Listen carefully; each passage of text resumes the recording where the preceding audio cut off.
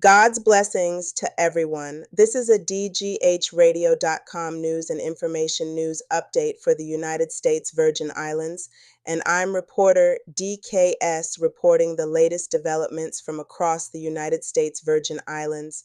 Public safety leads the news.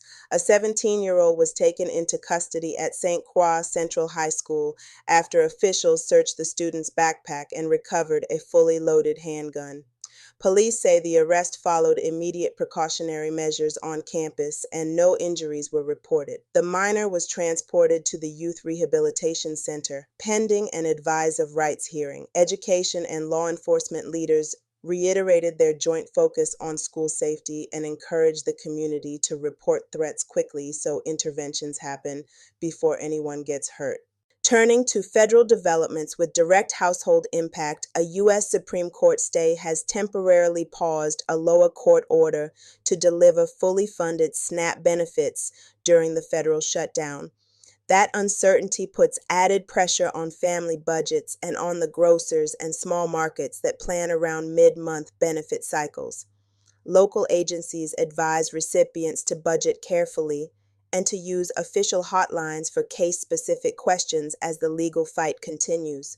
Community food banks remain critical backstops while Washington works toward a resolution.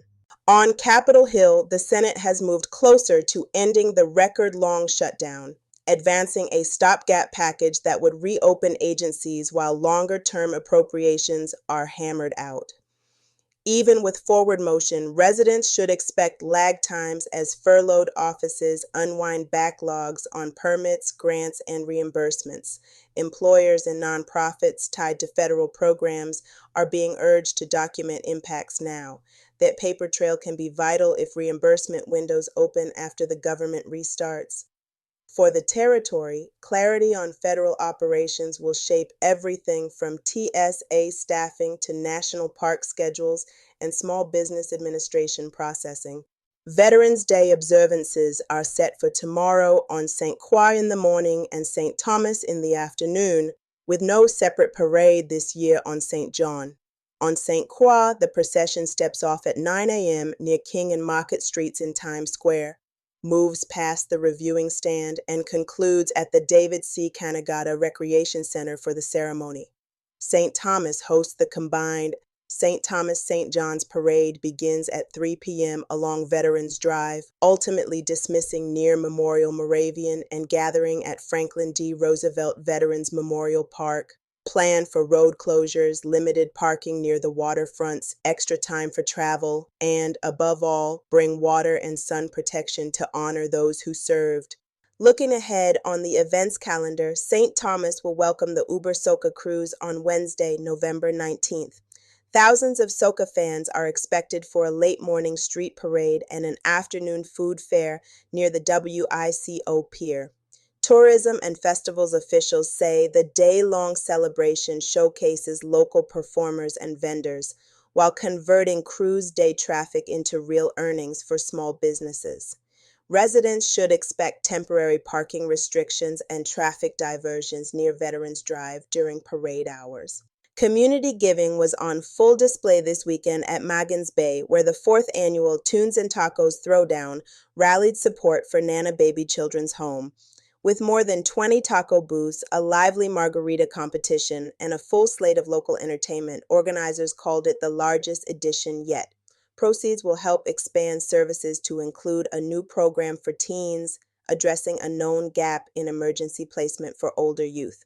Volunteers, schools, and health and wellness partners turned out in force, underscoring how philanthropy and culture blend to lift children in crisis.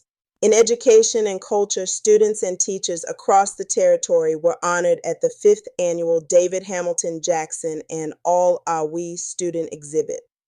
Awards recognize literary, performing, research, and multimedia work, tying contemporary voices to the legacies of David Hamilton Jackson and Rothschild Francis.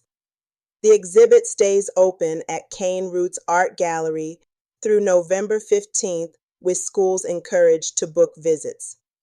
Organizers say the gallery setting helps students see their work and their history as part of a living civic tradition.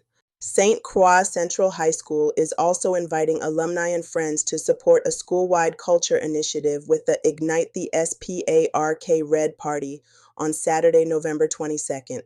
Funds will bolster the PBIS model known as SPARK, support, positivity, achievement, respect, and kindness through student reward programs, a leadership ambassador cohort, and a dedicated lounge and reward store.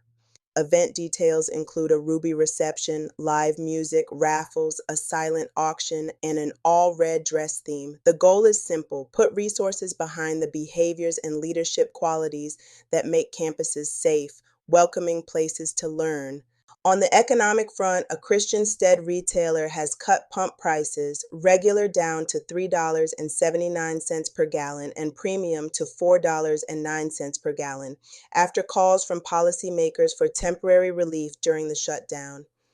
The move is modest but meaningful for families contending with elevated costs and benefit uncertainty.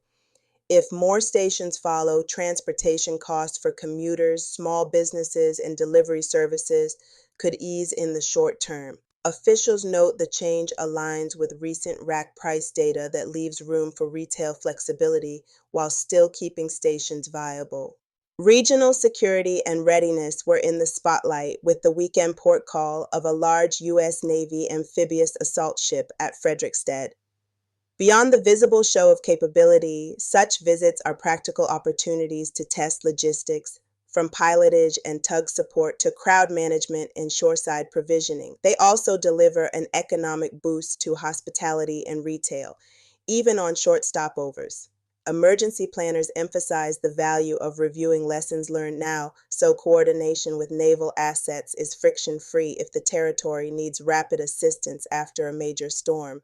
Here's the weather outlook through Saturday. Expect classic trade wind conditions, breezy at times with sun and cloud intervals and a few passing showers, especially midweek as a weak disturbance increases moisture. Marine interests should watch for choppy seas and occasional rip currents on exposed coasts. Temperatures hold near seasonal norms with warm afternoons in the upper 80s and comfortable nights in the mid 70s. Keep an umbrella handy, check marine advisories before boating, and continue late season storm preparedness just in case patterns shift.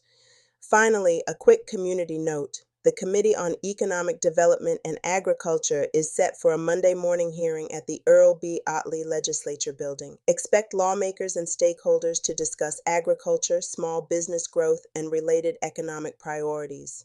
Residents who attend should plan for downtown parking adjustments. These and other issues are of great concern within the islands. Let us know your thoughts by texting your comments to 131589814449. You can also join our WhatsApp group and get the news, weather, and other insightful information delivered right to your smartphone. To join, text JOIN to 131589814449. Please include your name in the text message. You will receive a call to verify your request. I'm your reporter, DKS, signing off for DGHradio.com. Remember, DKS and DGH, together we dream kindly, speak deeply, and give hope, because on DGHradio.com, the news never sleeps. Goodbye for now. Ciao.